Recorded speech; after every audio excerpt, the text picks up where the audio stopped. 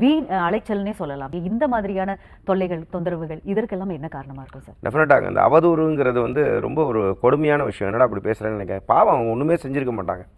But அந்த நேர காலம் காலதேச வர்த்தமானம் சொல்கிற மாதிரி, இந்த ஜோதிட கணக்குப்படி சொல்கிற மாதிரி அவங்களுக்கு அந்த பிளானட் இருக்குது பாருங்கள். நான் அப்படி சொல்கிறேன்னு நினைக்காதீங்க.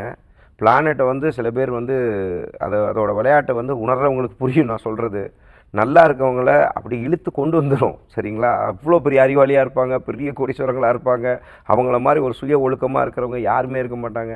ஆனால் அந்த கெட்ட காலம்னு வரும்போது அவங்களையும் பல்ல பிடுங்கி விட்டு அதை ஒரு வேலையை பார்த்து விட்டுரும். அதுக்கப்புறம் தான் அவங்களுக்கு புரியும். அப்படிங்கும்போது அதே பிளானட் என்ன பண்ணுவோம், அடிக்கிறவங்கள போட்டு அடிச்சுட்டு அப்புறம் அவங்களுக்கும் ரிவார்டும் கொடுக்கும். அப்போ அந்த அவதூறுங்கிறது ஒரு கொடுமையான விஷயங்க. ஆனால் அதை பாசமாக சொல்கிறேன். ஒரு விஷயம் உங்களுக்கு ஒரு விஷயமே தெரியாமல் அறகுறையாக ஏதாவது ஒரு விஷயத்தை வச்சுட்டு ஒருத்தரை பற்றி பழி பேசுகிறதே மகா பாவம். நான் சொல்கிறத புரிஞ்சுக்கணும். எப்பொருள் யார் யார் கேட்பினும் அப்பொருள் மெய்ப்பொருள் காண்பது அறிவு. அது ஒரு பெண்ணாக இருக்கலாம், ஆணாக இருக்கலாம். ஒருத்தர் கேரக்டர் அசாசினேட் பண்ணுறது, அதாவது ஒரு கேரக்டரை பற்றி தப்பாக பேசுகிறதோ அவங்களோட வாழ்வியல் பற்றி தப்பாக பேசுகிறதே மகா பாவம். நான் சொல்கிறது புரிஞ்சுக்கணும். நீங்கள் நல்லா பாருங்களேன். அடுத்தவனை பற்றி இந்த கியாமுயா வேலை பார்க்குறவங்க, கியாமுயா வேலைன்னா வேறு ஒன்றும் இல்லை, அதை அன்பாக ஒரு இதில் சொல்கிறேன்.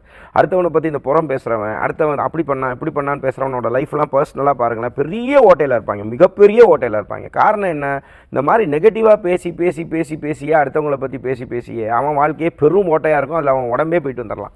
ஸோ இந்த மாதிரி விஷயங்கள்லாம் வந்து தயவு செஞ்சு என்னோடய ஃபாலோவர்ஸ்லாம் இருக்கீங்க அப்படின்னா, உங்கள் ஃப்ரெண்ட்ஸ் எல்லாம் இந்த மாதிரி இருக்காங்கன்னா அவங்கள வழி நடத்துங்க. அப்போ இந்த மாதிரி பண்ணும்போதே அது உங்களுக்கு புண்ணியம் வந்து சேர்த்தோம். அப்போ இந்த அவதூறுலாம் வருது, இந்த மாதிரி விஷயங்கள் வருது, ஏன்னா அதோட ரகசியமும் இதுலேயே தான் இருக்குது. அது எங்கே இருக்குது? உங்களுடைய சுயஜாதகத்தில் இருக்குது அன்பர்களே. அப்போ இதுக்கு வந்து ஒரு சரி எனக்கு நான் இதெல்லாம் நான் பார்த்துக்கிறேன் செஞ்சுக்கிறேன் அப்படின்னு சொன்னால் இதோட சேர்த்து நீங்கள் யாரை வழிபடணும், இந்த மாதிரி அவதூறு பிரச்சாரங்களாக இருக்குது, இந்த மாதிரி விஷயங்கள்லாம் இருக்குன்னா கவலையே படாதீங்க. இந்த மாதிரி பிரச்சனையில் இருக்கிறவங்க யாராக இருந்தாலும் காளி, துர்கா, அதே மாதிரி பத்ரகாளி, இந்த மாதிரி வழிபாடுகளை தைரியமாக பண்ணணும். நான் சொல்கிறது புரிஞ்சுக்கணும். இவங்களாம் சக்தி வழிபானவங்க.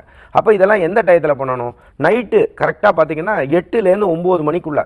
இல்லை எனக்கு ரொம்ப கேவலப்படுத்துகிறாங்கங்க அப்படின்னு சொல்லி போயிட்டீங்களா, 10 மணிலேருந்து 11 மணிக்குள்ளே நைட்டு விளக்கேற்றி உட்காந்துருங்க. சரியா?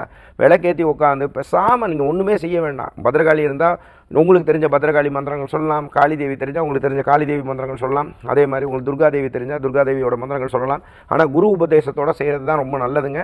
இதோட சேர்த்து நீங்கள் என்ன பண்ணலாம் அப்படின்னு பார்த்தீங்கன்னா, விநாயகர் வழிபாடு பண்ணிவிட்டு காசிலேருந்து ராமேஸ்வரம் வரைக்கும் எத்தனை தெய்வத்தை ஓடி ஓடி கும்பிட்டாலும் உங்கள் குலசாமி வழிபாடு இல்லைன்னா சரியாக வராது. குலதெய்வத்தையும் மனசார நினச்சிட்டு இந்த தெய்வங்களை வழிபடணும். இதெல்லாம் நான் சொன்னதை நல்லா புரிஞ்சுக்கணும். இதை மட்டுமே பிடிச்சிக்கக்கூடாது.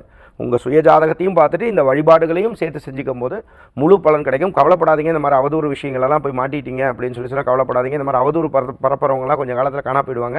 உண்மையாகவே உங்கள் மேலே தப்பு இல்லை அப்படின்னு சொல்லி சொன்னால் உங்கள் சுயஜாதகத்தையும் பார்த்துட்டு இந்த மாதிரி இந்த வழிபாடுகளையும் சேர்த்து செய்யும்போது கண்டிப்பாக அதுலேருந்து வந்து வெற்றி பெறுவீங்கன்றதில் மாறுபட்ட கருத்தை எனது அன்பார்ந்த நேயர்களுக்கு சொல்லிக்க கடமைப்பட்டிருக்கோம்.